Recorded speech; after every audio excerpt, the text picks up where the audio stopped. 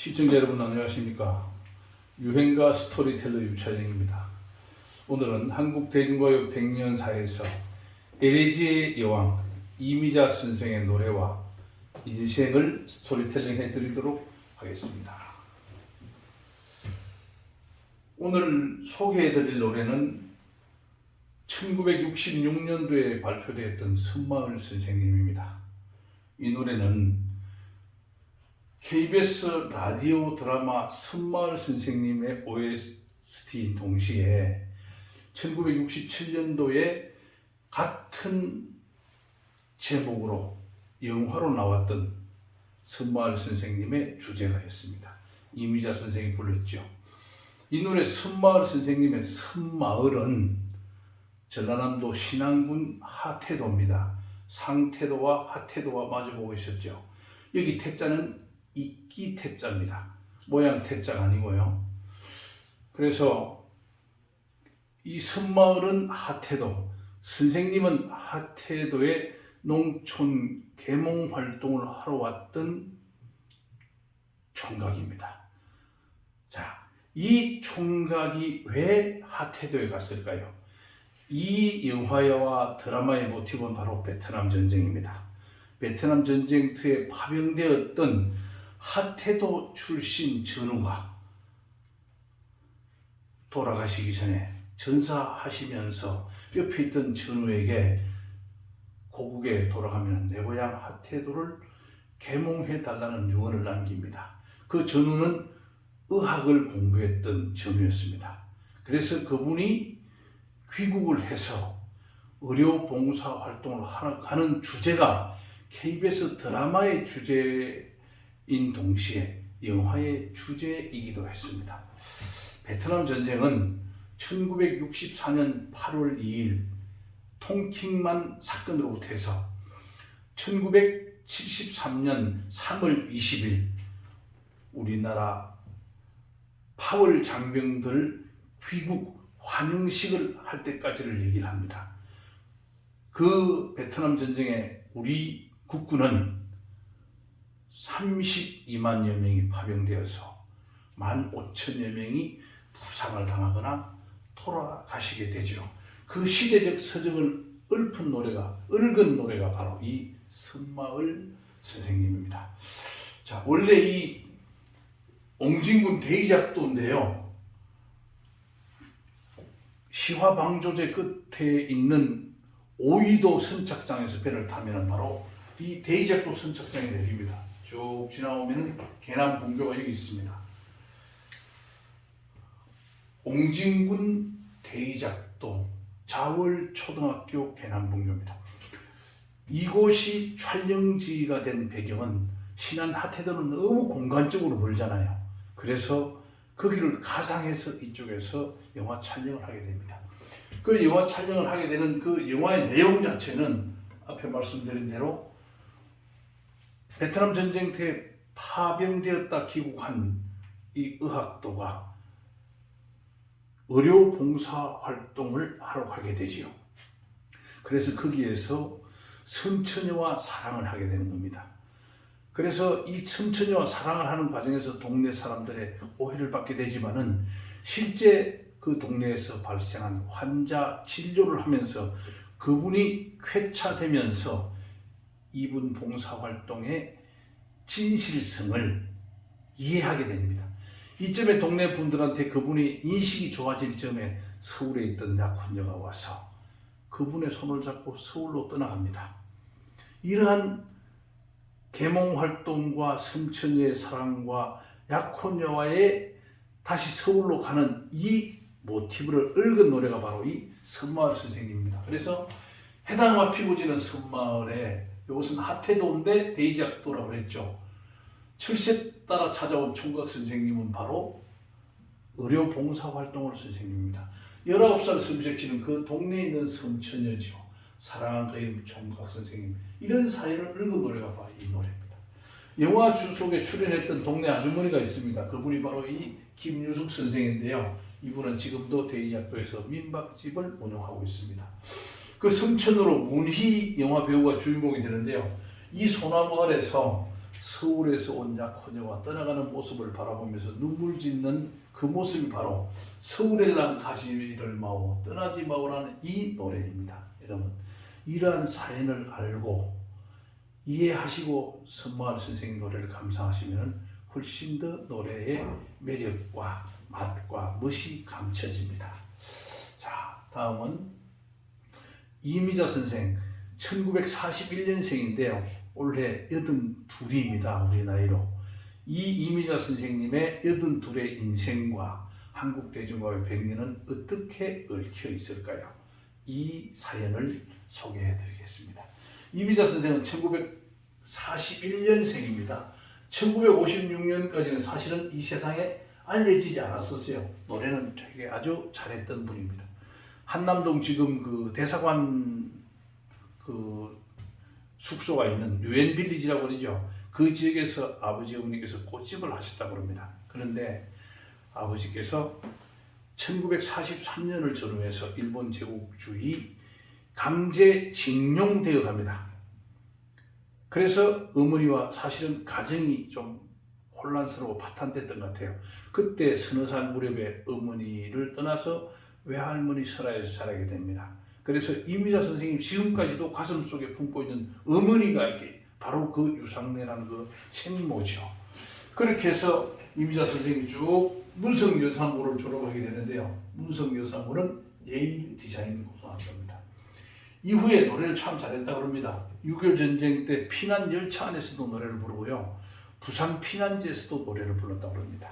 이후에 1956년 12월 1일부로 우리나라에 흑백 TV가 방영이 됩니다. 이렇게 되면서 실질적으로 이제 노래 방송국을 통해서 노래 경연 대회가 있지요. 이 노래가 바로 1957년 58년도에 KBS 방송국에서 주관했던 노래 꽃다발과 예능 로살입니다. 여기에 이미자 선생이 출연을 해서 1등을 하게 됩니다. 이 1등을 하게 되는 모습을 지켜보고 있던 나화랑 선생입니다. 조광환인데요. 김천이 고향이고 천석군 부잣집의 아들입니다. 형이 고려성입니다. 두 분 다 일본 유학을 갔다 와서 우리나라 대중가요 작사 작곡을 했던 분입니다. 이분에게 스카웃되어서 1959년 19살 때 19순정으로 데뷔를 하게 됩니다. 이미자 선생은 데뷔곡이 공식적으로 19순정인데요. 그 이전에 불렸던 노래도 있다고 합니다만은 이 노래 자체가 공식적인 데뷔곡을 하는 것이 통설입니다. 이후에 이미자 선생은 1960년대, 70년대를 지나면서 정말 우리나라 여가수로서의 남자는 가요 황제라 그러잖아요. 여성분들은 왜 황제라고 그러지 않는지 모르겠어요. 여왕이라고 그럽니다. 여왕의 자리에 군림하게 되죠. 그러지만은 그 인생에는 서글픈 사연도 많이 있습니다. 60년에서 64년 사이에 콘트라베이스 연주자 정진읍 선생과 결혼하고 이혼을 합니다. 두 분 사이에 딸이 정재은 가수입니다. 1964년도에 정재은 가수가 출생했는데요. 그분 9개월 임신 상태, 만삭 상태에서 불렀던 노래가 통백 아가씨입니다. 이미자 선생의 3대 애착곡이 있어요. 애착, 너무나 집착하는 거죠. 선마을 선생님, 기러기 아빠, 통백 아가씨입니다. 그 통백 아가씨가 바로 정재은 선생을 임신했던 9개월째에 불렀죠. 이 노래는 원래 최숙자 선생이 부르려고 했어요. 1958년도에 개나리 처녀로 데뷔했었죠. 그런데 개런티 문제로 협의가 잘 안 됐던 것 같습니다. 그래서 만삭 이미자 선생께서 불러서 정말 대박을 내죠. 나중에 현미 선생도 마찬가지고 이런 분들이 임신했을 때 불렀던 노래가 대박을 친다는 속설이 나올 정도로 히트를 쳤습니다. 이후에 1967년도에 이미자 선생은 본인의 서글픈 엄마와의 서글픈 사연, 이 사연을 주제로 해서 에레지의 여왕이라는 영화를 만들게 되고 그 주제곡을 부릅니다. 그때부터 이미자 선생은 에레지의 여왕이라는 별명을 붙여 달고 다니게 되는 거죠. 이때는 우리나라가 1960년대는 팝과 스탠다드 팝, 그 다음에 우리나라의 토속적인 노래와 일본 제국주의 식민지 시대에 들어왔던 엔카, 외색, 그 다음에 양색, 이런 것이 합쳐져서 유행가 대중가요에 트로트라는 큰 물결의 한 갈래가 생겨났던 그런 시기입니다. 이후에 1970년도에 지금 남편 김창수 선생과 결혼을 하게 됩니다. 이때 불렸던 노래가 아시 여로, 여러분들이 너무나 잘 아는 것들이죠. 자, 1960년대에는 1950년대 후반부터 해서 60년대 전반기까지가 우리나라는 드라마나 영화의 주제가를 부르는 가수가 히트하던 그런 시대가 열리게 되죠. 그 주인공들이 바로 이미자 선생, 패티김 선생, 최희준 선생, 현미 선생, 한명숙 선생, 이런 분들입니다. 이미자 선생은 1980년도부터 영상이 컬러로 등장을 합니다. 1980년 12월 1일 날 우리나라에 컬러 TV가 방영이 되죠. 그래서 이미자 선생의 음반이나 이 영상을 보면은 SP, LP, 카세트 테이프, USB 이렇게 디지털 음원으로 지나오는 과정에서 1956년부터 1980년까지는 흑백으로, 그 이후에는 컬러 TV로 되죠. 이미자 선생의 인생이 바로 우리 대중문화 예술의 역사와 연관이 되어 있다고 보시면 좋을 것 같습니다. 1991년도에 KBS에서 이미자 선생의 노래를 자료조사 통계를 냈어요. 그래서 1991년 통계로 2064곡을 발표했다고 합니다. 지금은 2,500여 곡이 넘는다고 그래요. 어떤 기록에는 4,000여 곡이 된다고도 합니다. 2022년 1월 첫째 주 기준으로 우리 음악 저작권 협회에 등록된 가요는 100만 곡이 넘습니다. 101만 960여 곡인데요. 그 중에 이미자 선생 노래가 무려 2,500여 곡이 수록되어 있습니다. 이미자 선생은 2003년도에 평양 공연, 그다음 2009년에는 데뷔 50주년 노래를 하게 되죠.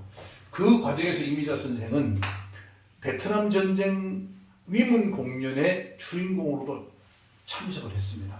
이미자 선생은요, 1965년부터 1971년까지 8월 장경 위문 공연은 83차 1160명이 가서 2922번의 공연을 하게 됩니다. 물론 이 공연은 남진 선생이 해병도로 베트남에 가 있을 그 시기와도 맞물립니다. 자, 한국 대중가요 100년이라고 하면 1921년 희망고로부터 2021년까지입니다.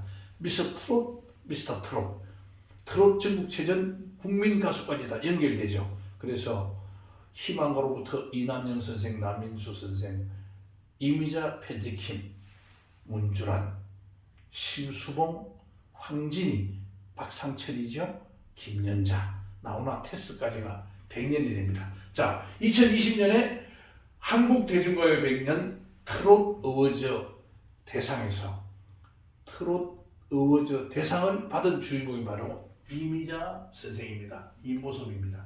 이미자 선생께서는 이 상을 받은 소감을 말씀하시면서 요즘은 너무 트롯 우리 유행가가 재미와 흥미 위주로 기획 연출되고 상업적 포인트, 시청률의 포인트를 두고 있는 것 같다는 아쉬움을 나타냈어요. 무슨 얘기냐? 유행가는 탄생 시대의 역사적인 곡절을 품고 있다는 거죠. 작사, 작곡, 가수, 시대, 사연, 모티브, 그 시대를 살아낸 사람들의 삶, 이런 7가지 요소를 가지고 있는데 그것이 너무 무대와 가수의 의상과 연출과 가창 중심으로 재미와 흥미 위주로 됐다는데 일침을 가했습니다. 충분히 우리가 고려해야 될 유의점이라고 생각을 합니다. 이미자 선생은요, 100년에 한 번 나올 수 있는 가격이라고 합니다. 무려 음반은 560여 장, 발표곡 2,500여 곡, 1,000만 장 이상의 음반을 판매했다고 합니다. 숭실대 배 교수의 연구에 의하면 이미자 선생은 폐활량이 일반 사람들의 2.5배라고 합니다. 그래서 이미자 선생은 노래를 부르는 것이 우리가 말하는 것과 같다고 그래요. 우리가 하루 종일 말을 합니다. 이미자 선생은 하루 종일 노래를 불러도 이 성대에 무리가 가지 않는 그런 성대 구조를 가졌다고 합니다. 이미자 선생님의 14살 때 모습입니다. 지금은 80세의 모습입니다. 이것은 1967년도에 에레지의 여왕 주제가를 부를 당시고 전단지입니다. 그 시절에 불렸던 에레지의 여왕 OST가 바람의 구름 가득 흐르는 세월에 수많은 괴로움도 참고 견디며 가냘픈 어린 가슴에 보고픈 어머니가 그리워지면 보고픈 어머니가 바로 유상래 여사입니다. 이미자 선생은 평생을 가슴 속에 어머니를 품고 살았습니다. 또 정재현과 딸과 떨어져 사는 그 이후에는 딸을 가슴 속에 품고 살았죠.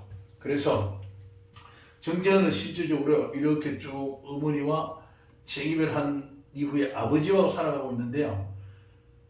7살 때, 14살 때 각종 노래 자랑에 가서 다 상을 받습니다. 그 과정에서 이미자 선생의 딸이라는 게 밝혀지죠. 나중에 외할아버지가 정재현이 서울국제가요제에서 상을 받고 난 이후에 데리러 갑니다. 그래서 엄마와 잠깐 상봉을 하게 되는데요. 엄마한테 이런 얘기를 했다고 합니다. 엄마가 얘야 나하고 살래? 이렇게 물으니까 딸이 엄마는 내가 아니라도 너무 가진 게 많잖아요. 아빠는 내가 없으면 아무것도 없다. 그래서 나는 아빠하고 살래라고 했다고 합니다. 이 서글픈 사연이 이미자 선생을 에레지의 왕 슬픈 노래를 더 슬프게 불리게 하고 가슴을 울리게 하는 그런 사연이 되겠지요. 나중에 정재현 선생은 일본에 진출해서 정말 앵커의 왕이 됩니다. 이 정재현의 모습인데요. 이미자 선생의 인생을 제가 하나로 읊었습니다. 실모망녀 자탄비가라고 했어요. 엄마를 잃어버리고 딸을 그리워하는 스스로의 삶을 부르는 슬픈 노래라는 뜻으로 제가 8자 글자를 붙여봤어요. 그래서 이미자 선생의 2,500여 곡의 노래 중에서 저는 이미자 선생의 노래 대표곡은 그리움은 가슴마다라고 합니다. 그리움은 가슴마다 사모쳐 오네. 가슴마다는 이미자 선생, 딸을 그리워하는 이미자 선생 엄마의 가슴, 그 엄마를 그리워하는 이미자 선생의 가슴, 이미자 선생이 그리워하는 딸 정재현의 가슴, 정재현이 엄마를 그리워하는 가슴이라고 생각합니다. 여러분, 오늘 이러한 가슴을 부여잡고 이미자 선생의 노래를 감상해 보시길 바랍니다. 감사합니다.